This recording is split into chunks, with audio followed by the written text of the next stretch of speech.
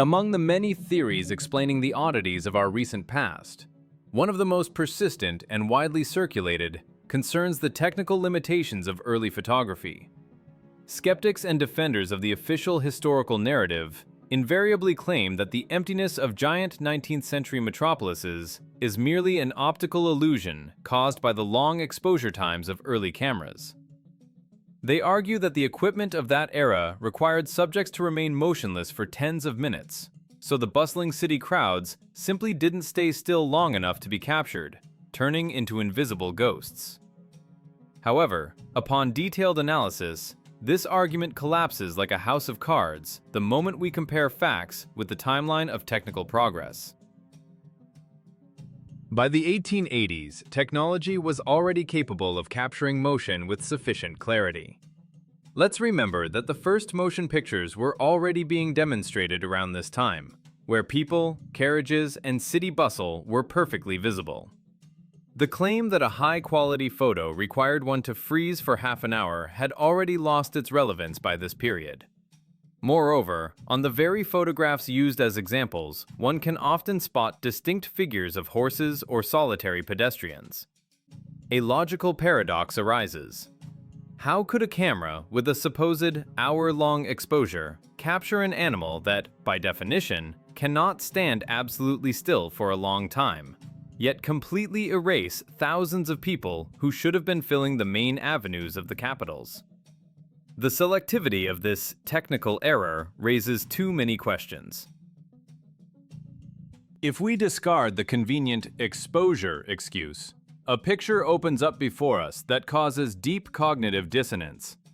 We see majestic cities with grand architecture, wide avenues, and complex infrastructure that look absolutely extinct.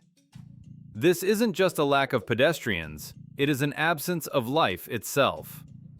On panoramic views of huge settlements, there are no signs of the daily activity typical of that era. Of the thousands of chimneys clearly visible on rooftops, not one is smoking, as if the heating in the entire city was turned off simultaneously. There are no street vendors, no stalls with goods, no laundry, which in those times was traditionally dried in courtyards and on streets.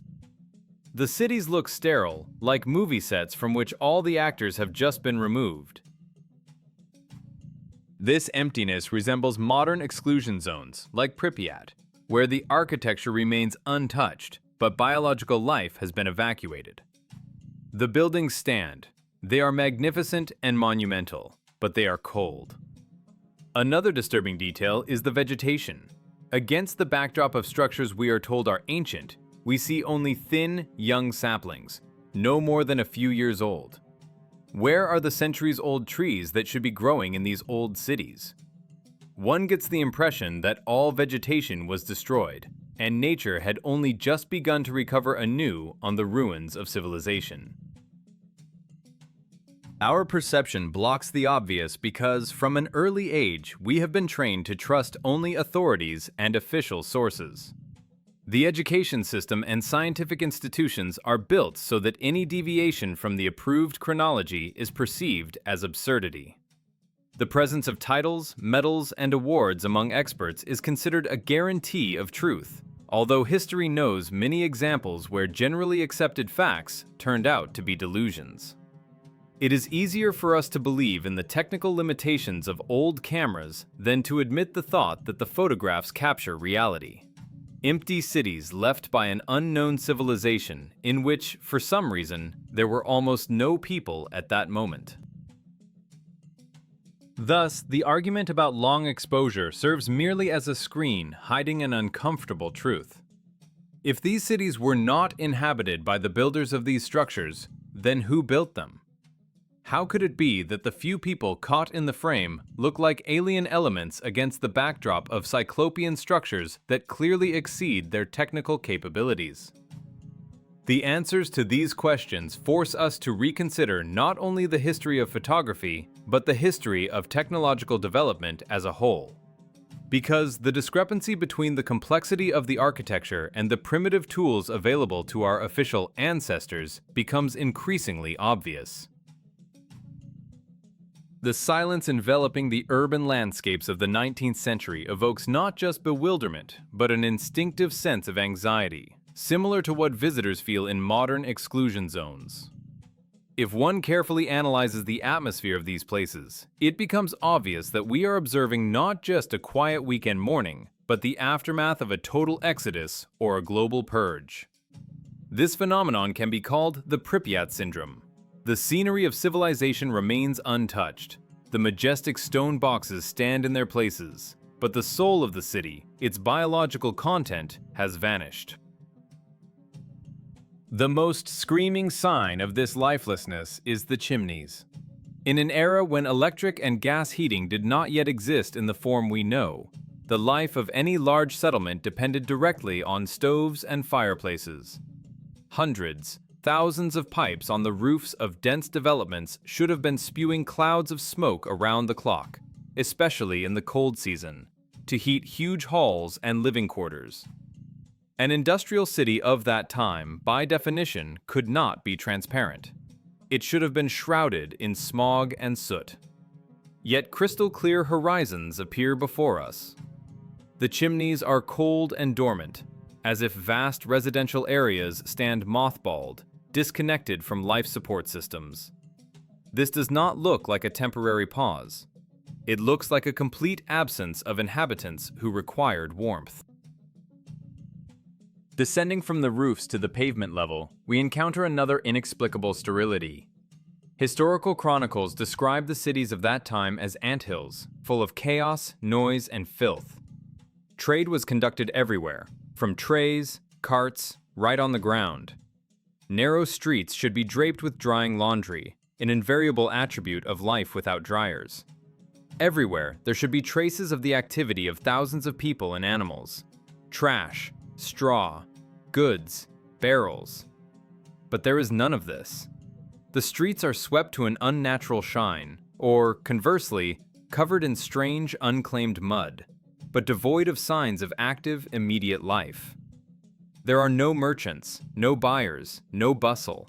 The city looks as if it had been prepared for settlement, but the tenants themselves haven't arrived yet, or they left in a hurry, taking with them everything that created a sense of living presence. Particular attention is drawn to the vegetation, or rather, its strange disproportion to the architecture. Next to buildings that official history attributes to hundreds of years, we see only thin, stunted saplings. The trees in the alleys and parks are at most a few years old. Their trunks are thin, and their crowns are barely formed. If these cities had developed continuously over centuries, we would observe powerful ancient oaks and plane trees, whose roots would go deep into history. The absence of old trees suggests that the soil layer was completely destroyed or renewed quite recently. The landscape seems to have been rebooted. The old flora disappeared along with the people, and nature is only beginning to timidly reclaim its space against the backdrop of cyclopean ruins. Comparing these pictures with modern photographs of abandoned territories, it is impossible to shake the feeling of déjà vu. Pripyat today looks the same. Empty eye sockets of windows, overgrown courtyards, and oppressive silence.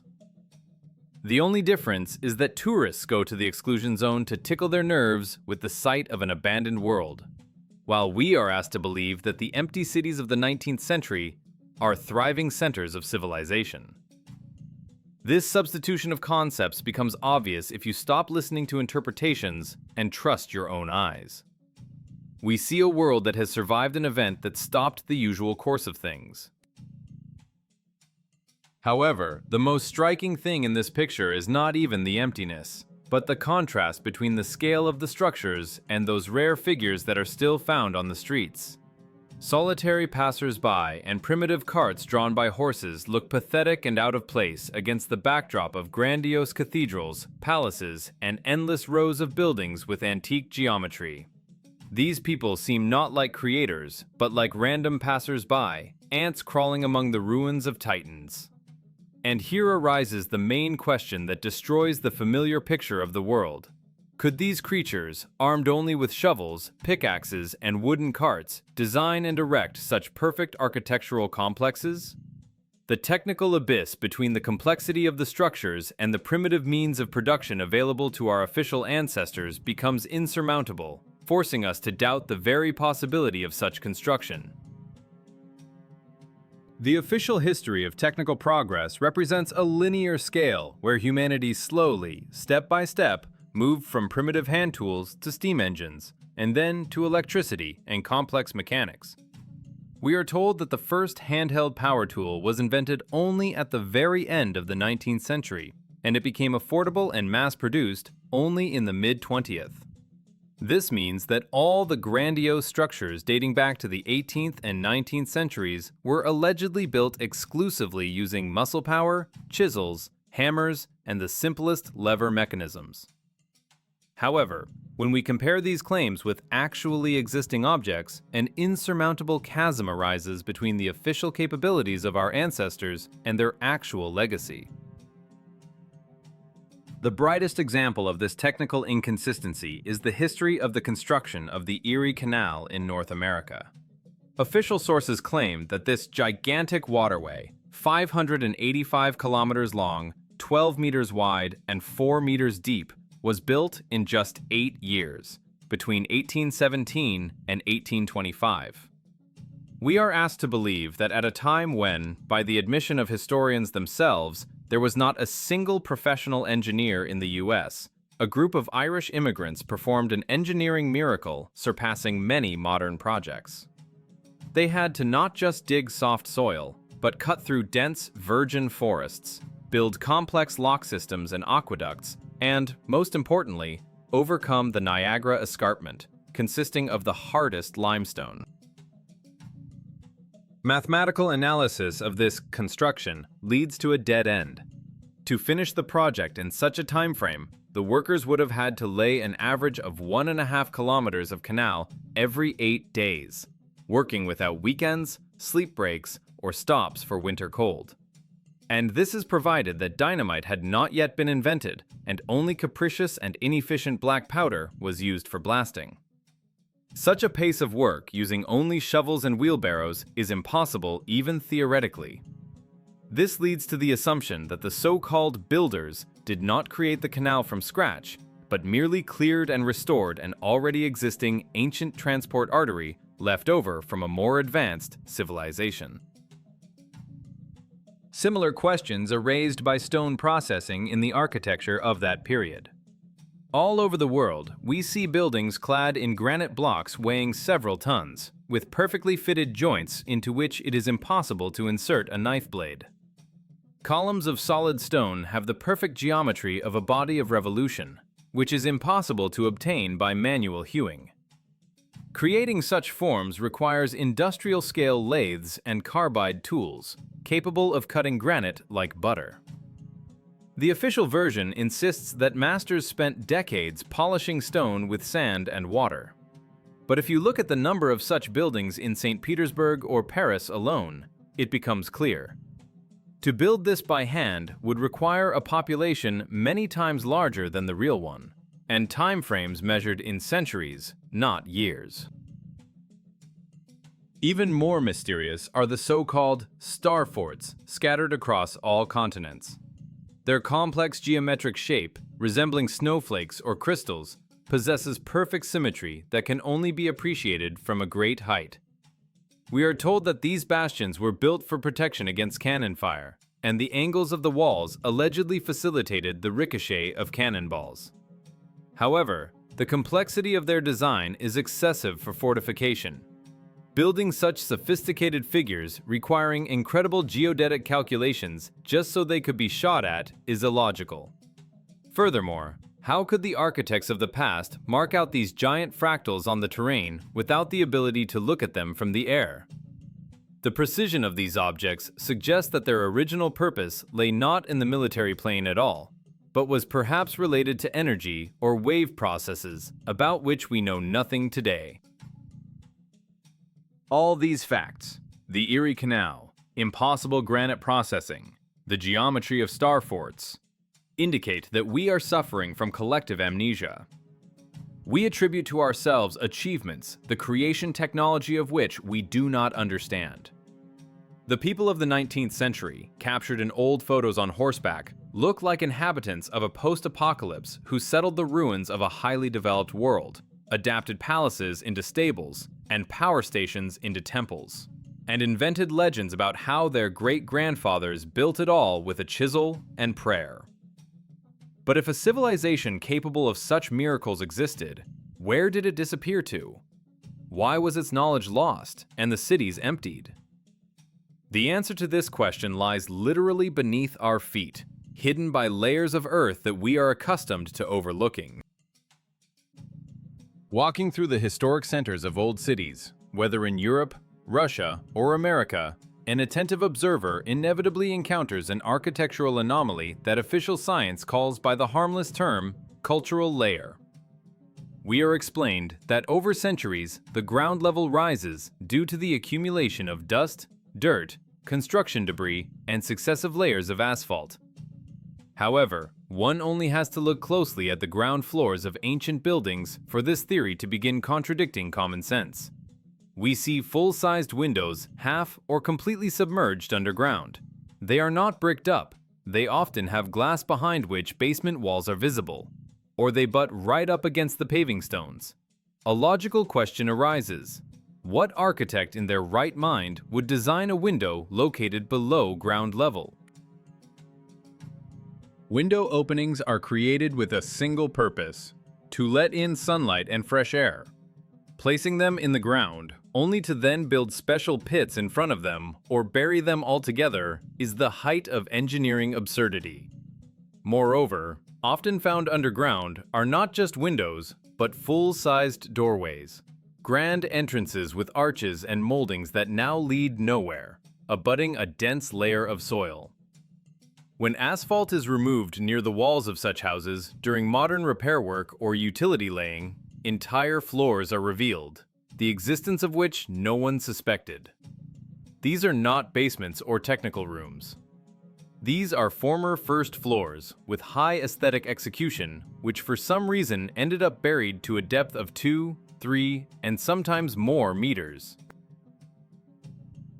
The official version of the gradual accumulation of the cultural layer does not hold water if we consider the speed of this process. To accumulate 3 meters of soil naturally, millennia are required, not a couple of centuries. Furthermore, if the street level rose slowly, building owners would remodel entrances and windows, raising them higher, rather than allowing dirt to block light sources. What we observe looks more like the consequences of an instant catastrophe associated with a colossal release of soil or a change in soil structure. Geologists and researchers point to the phenomenon of soil liquefaction, which occurs during powerful earthquakes or planetary-scale vibrational impacts. At such moments, solid ground temporarily acquires the properties of a liquid, and heavy stone structures literally sink, drowning in it while maintaining their integrity but losing height. Similar processes have been observed in our time, for example, during earthquakes in Japan or New Zealand, where buildings sank into the soil while remaining vertical. If we extrapolate this phenomenon to a global scale, the strange appearance of 19th century cities becomes understandable. In old engravings and photographs of that period, we often see not just dirty streets, but real mountains of earth piled up against the facades of palaces and cathedrals. People with shovels and wheelbarrows in these photos are busy not with construction, as is commonly believed, but with excavation. They are digging out structures that survived the cataclysm, trying to bring them back to life. That is why in many old images, entrances to grandiose buildings are accessed via temporary wooden walkways thrown over the mud, or through second-story windows that have become the first. The global nature of this phenomenon is staggering. Buried floors are found in Rome, London, Moscow, New York, and Melbourne. Everywhere is the same picture: magnificent antique or colonial architecture, the lower part of which is hidden under a thickness of clay and sedimentary rocks.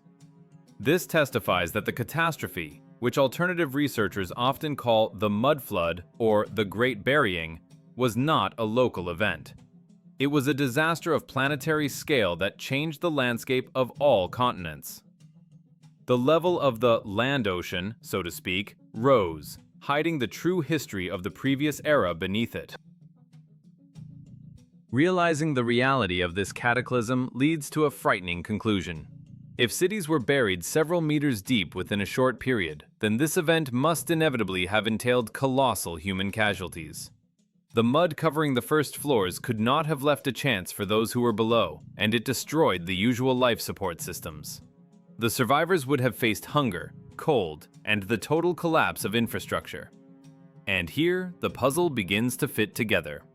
The empty cities we discussed earlier are not a photographer's error, but the direct consequences of the catastrophe. The population was practically wiped out. But the cities did not remain empty forever.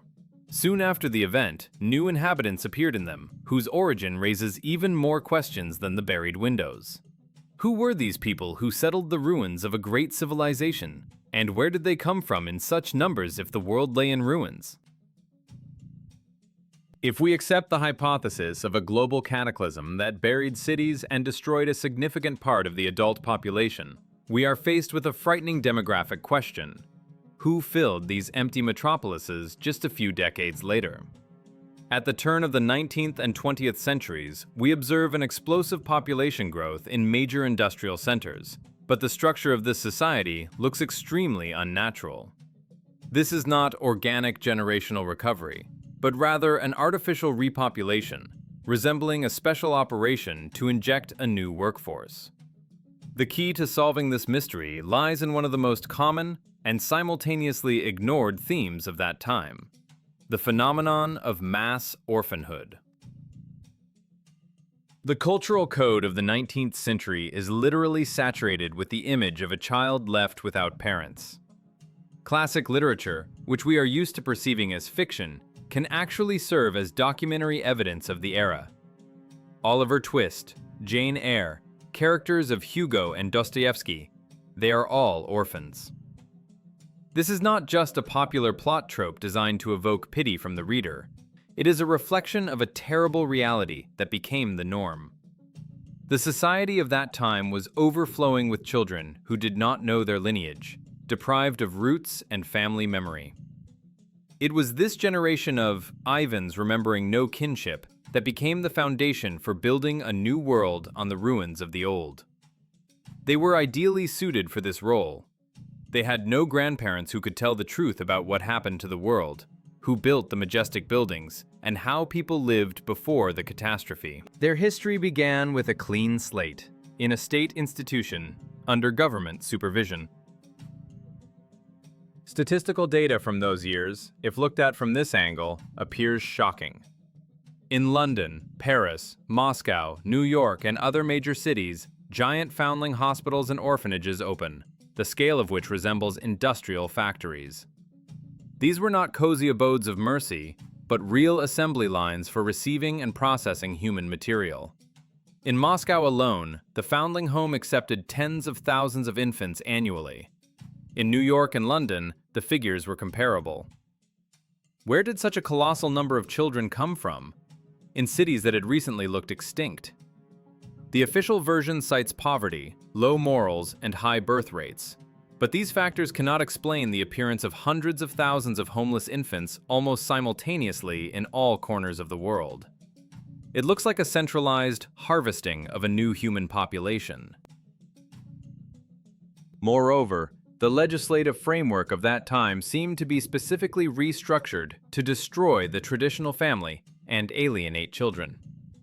Harsh laws regarding the poor were introduced, making it impossible for a single mother or an impoverished family to support a child. Social norms stigmatized single mothers, forcing them to give up newborns to state institutions to avoid starvation and public censure. There was an entire industry of baby farming and secret births, where children were seized immediately after entering the world.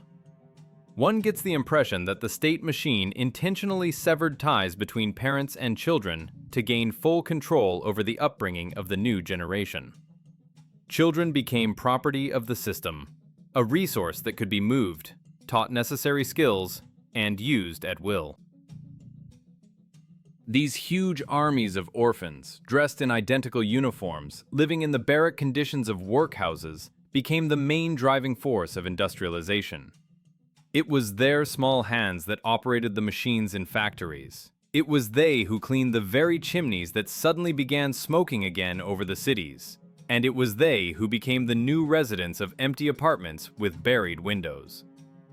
But the scariest thing in this story is not even the conditions of their detention, but the logistics of their distribution. The concentration of children in metropolises was only the first stage. Soon, a need arose to transport this living resource over vast distances to settle empty territories on other continents. The scale of this operation to move children is mind-boggling. It was not a chaotic movement of refugees. It was a clearly organized transport system operating with ruthless efficiency.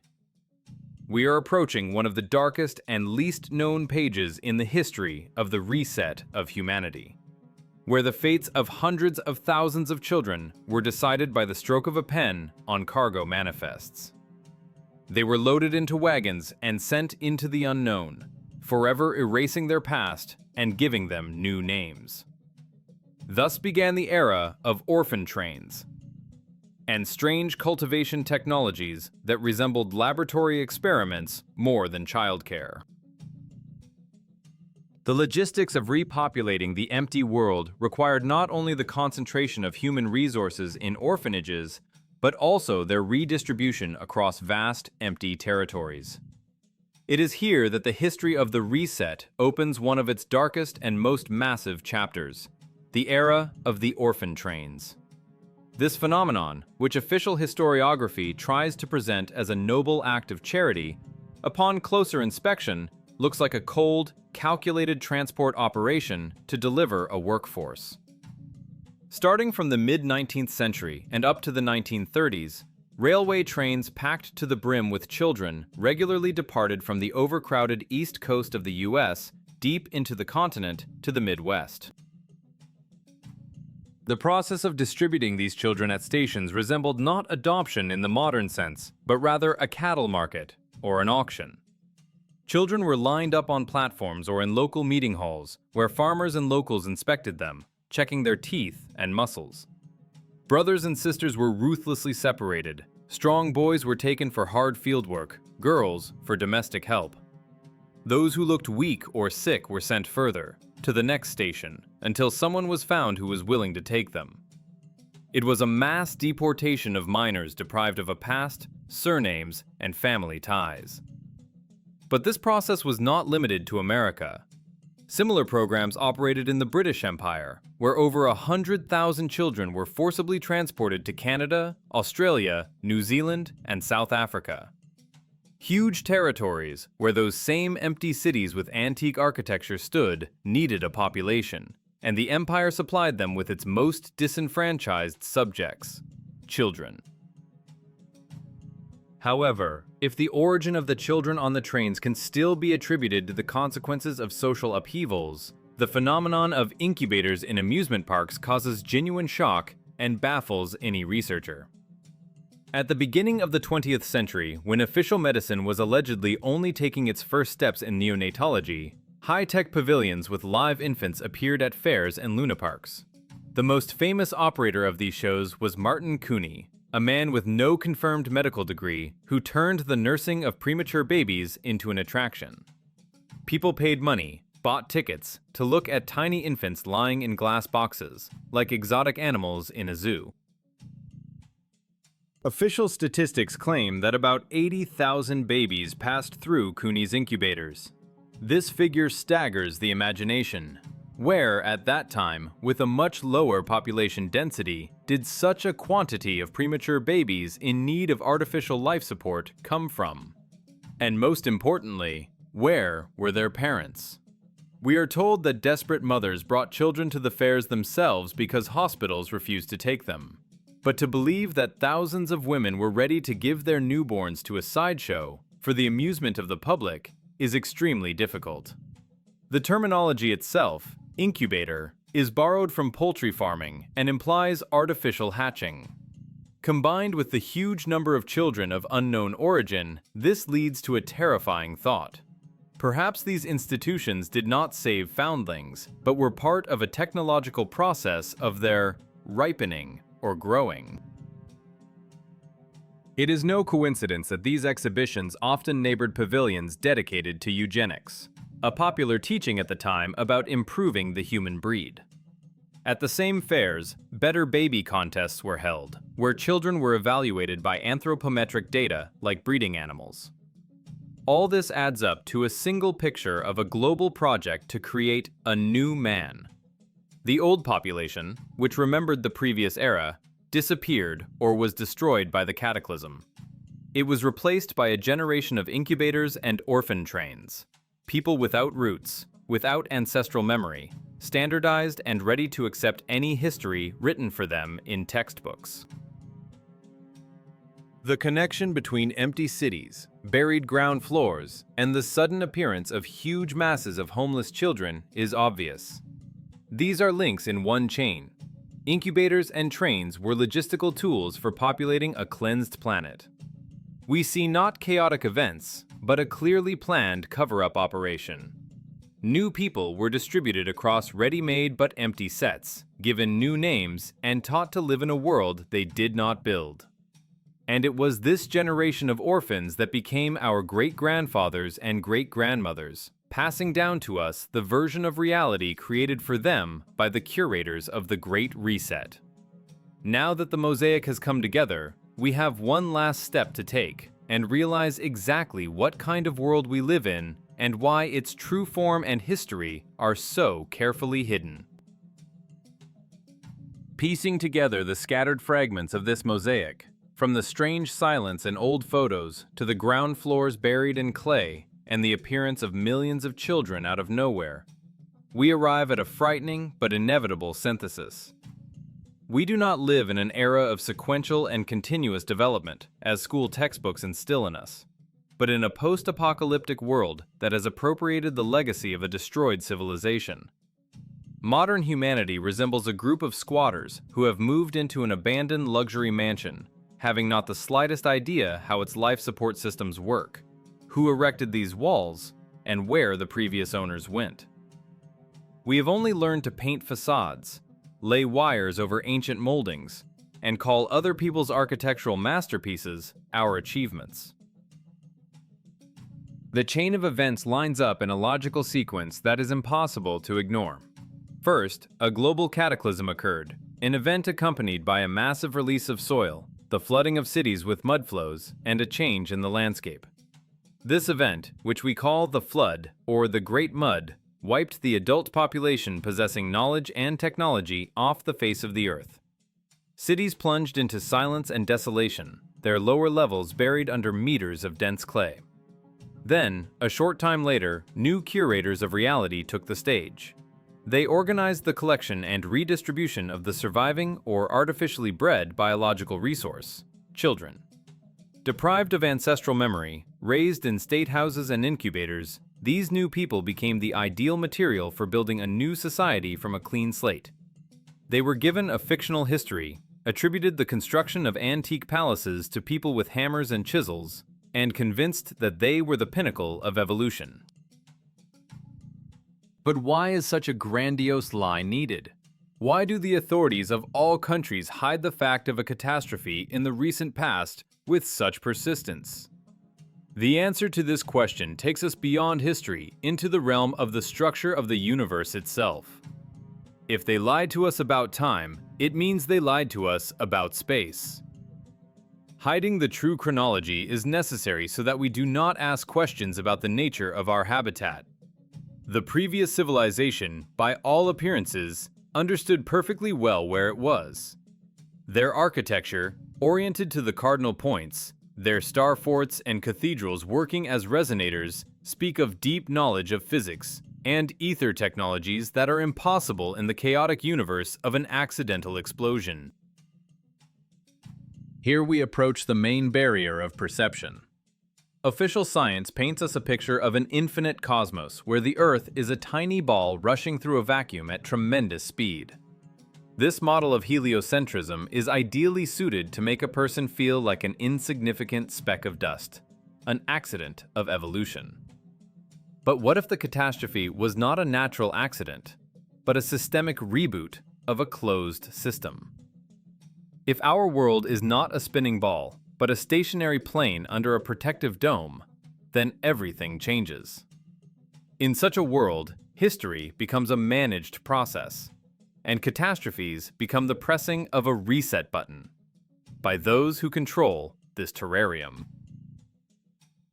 The connection between distorted history and the shape of the Earth is inseparable.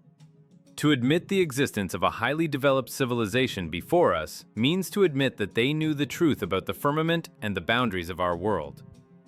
Those who rewrote books and created new science after the catastrophe did everything to lock our consciousness in the prison of infinite space. They gave us a globe so that we would stop looking for the edges, and they gave us the theory of evolution so that we would stop looking for creators. We live in an artificially constructed reality where the scenery is authentic, but the script is a fake. Realizing this fact is painful. It destroys the foundation on which the personality of a modern person is built. It is hard to accept that your ancestors are not great conquerors and builders, but orphans brought on trains to settle other people's ruins. But it is this understanding that gives freedom. As soon as you see cracks in the official version of history, you begin to notice them in the physical picture of the world as well. The mud that buried the cities hid not only the first floors, it hid the truth that our world is an artificial construct, a complex mechanism that is periodically restarted. And we are just the next shift of inhabitants who have to either wake up and see the lattice of the dome overhead or continue sleeping, believing in the fairy tales of textbooks until the time comes for the next purge.